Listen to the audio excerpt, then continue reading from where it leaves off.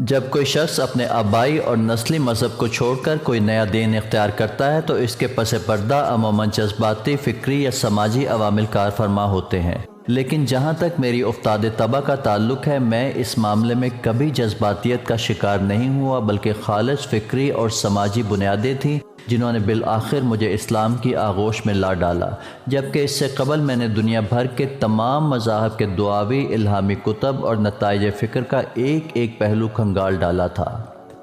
میرے والد Roman Catholic تھے جبکہ والدہ یہودی تھی۔ تعلیم اور تربیت چرچ آف انگلینڈ کے اصولوں کے مطابق ہوئی۔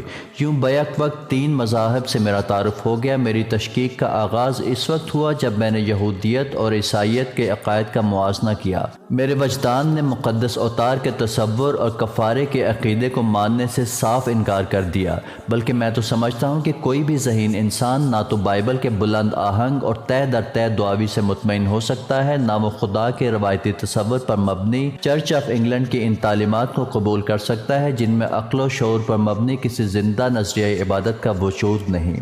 جہاں تک یہودیت کا تعلق ہے، اگرچہ بائبل کے مختلف کتابوں میں اس کا تناسب گھٹتا بڑھتا رہتا ہے، تاہم یہاں میں نے خدا کا خاصا باوقار تصور پایا ہے۔ اس کی قدیم اصلیت ابھی برقرار ہے، چنانچہ میں نے یہودیت کے کئی اجزاء کو قبول کر لیا مگر بعض کو یکسر مسترد کر دیا۔ مثال کے طور پر اگر اس کے تمام اصولوں اور سفارشوں کو قبول کر لیے جائے تو دنیاوی و مادی زندگی کے لیے بہت کم گنجائش رہ جاتی ہے۔ ثانیاً ذہن کو رسوم و روایات اور مصنوعی تصورات کے ایک لمبے سلسلے کا پابند بنانا پڑتا ہے، اور سب سے بڑی قباحت تو یہ ہے کہ یہودیت ایک نسلی مذہب ہے اور محدود طبقے سے تعلق رکھتا ہے، مختلف انسانی گروہوں کے درمیان اختلافات کی خلیج وسیع کرتا ہے۔ میں نے چرچ آف انگلینڈ کے طریقہ عبادت اور تصورات کو قریب سے دیکھا تھا اور یہودیت کے مذہبی رسوم کا بغور مشاہدہ کیا تھا۔ نتیجہ یہ ہوا کہ میرے ذہن نے دونوں میں سے کسی کو قبول نہ کیا۔ رومن کیتھولک میں نے پراسراریت کا غلبہ پایا اور انسانی وقار و احترام کو توہمات تلے کراہتے دیکھا۔ یہاں ایک طرف تو انسان کو پیدائشی گناہگار کہا جاتا ہے، مگر دوسری طرف پوپ اور اس کے حواری معصوم عن الخطا قرار دیے گئے ہیں۔ اکتا کر میں نے ہندو فلسفی کا مطالعہ شروع کیا اور اپنشد اور وید کو بنیاد بنایا،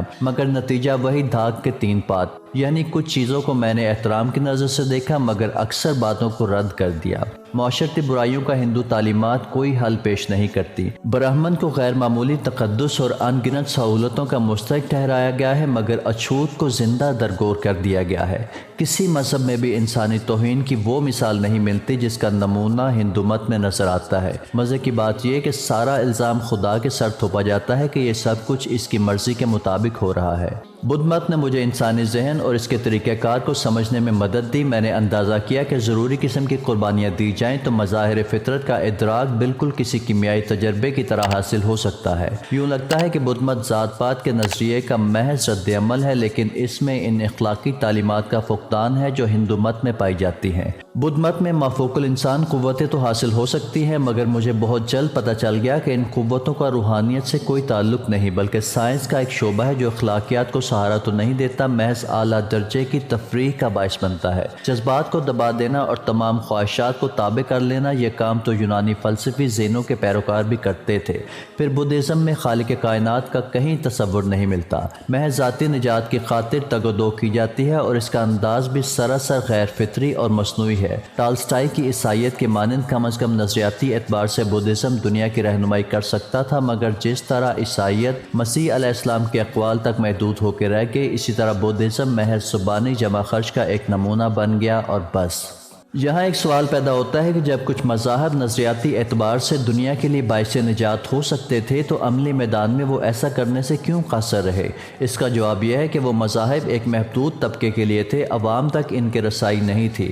عیسائیت اور بدھزم کے مطالعے سے پتہ چلتا ہے کہ ان مذاہب کے بانیوں نے سماجی مسائل کو چھوا تک نہیں۔ وجہ یہ ہے کہ وہ انہیں اہمیت ہی نہیں دیتے تھے۔ مسیح اور بدھ دونوں نے ترک دنیا کی تعلیم دی ہے اور خدا کو پانے کے لیے نفی ذات کو پسندیدہ اور لازمی قرار دیا ہے۔ وائراگیام یعنی برائی کی مزاحمت نہ کرو، کل کی فکر نہ کرو یا بھیگ کے کشکول کی عظمت جیسے خیالات کتنے ہی بلند کیوں نہ ہو اور جو لوگ ان پر کاربند ہوتے ہیں ان کی کتنی ہی تعظیم کیوں نہ کی جائے، مگر ان تعلیمات کی کوئی سماجی حیثیت یا اہمیت نہیں ہے کہ نہ تو ایک عام آدمی ان پر عمل پیرا ہو سکتا ہے، نہ ان سے کسی غریب کسان یا مزدور کے دکھوں میں کوئی کمی ہو سکتی ہے۔ ہو سکتا ہے ان میں شاید روحانی تسکین کا کوئی پہلو تو موجود ہو، مگر سماجی فوائد کے اعتبار سے یہ بیکار محض ہیں۔ یہ بات آپ کو خاصی عجیب لگے گی کہ عرب ممالک میں رہنے کے باوجود اسلام سے میرا تعارف بس سرسری اور سطحی نوعیت کا تھا، اور میں نے جتنی گہری توجہ دوسرے مذاہب پر صرف کی، اسلام کا حصہ اس میں صفر کے برابر ہے۔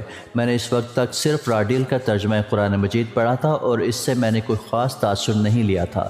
معاملہ تو اس وقت آگے بڑھا جب لندن میں میری ایک بہت اچھے مسلمان مبلغ سے ملاقات ہوئی۔ اس وقت مجھے احساس ہوا کہ غیر مسلموں کو اسلام کے قریب لانے کے لیے عرب ملکوں میں کچھ نہیں ہوا، حالانکہ اگر اس سمت میں کام ہوتا تو اس کے بڑے خوشگوار نتائج سامنے آ سکتے تھے۔ بہرحال میں نے مسلمان مصنفین کی کتابوں کا مطالعہ کیا اور ایک مسلمان کا ترجمہ قرآن پڑھا تو مجھ پر یہ انکشاف ہوا کہ مجھے میری منزل مل گئی ہے اور میں سالہ سال سے اسی گوہر مقصود کا متلاشی تھا۔ 1945 عیسوی کی ایک عید کے موقع پر مجھے دعوت دی گئی کہ میں مسلمانوں کے طریقے عبادت کا مشاہدہ کروں اور بعد میں ان کے کھانے میں بھی شرکت کروں۔ میں نے دیکھا کہ دنیا بھر سے مختلف رنگوں، زبانوں اور تہذیبوں کے مسلمان بھائیوں کی طرح یکجا ہیں اور ایک ہی زبان میں ایک ہی طریقے سے عبادت کر رہے ہیں۔ یہاں کسی کو کسی پر فوقیت نہیں۔ یہاں میں نے ایک ترک شہزادے کو بالکل عام لوگوں سے گھلے ملے ہوئے دیکھا۔ یہاں کسی امیر میں نہ دولت کا نشہ نظر آیا، نہ اس نخوت کا مشاہدہ ہوا جو ایک انگریز اپنے سیاہ فام پڑوسی سے عموماً روا رکھتا ہے۔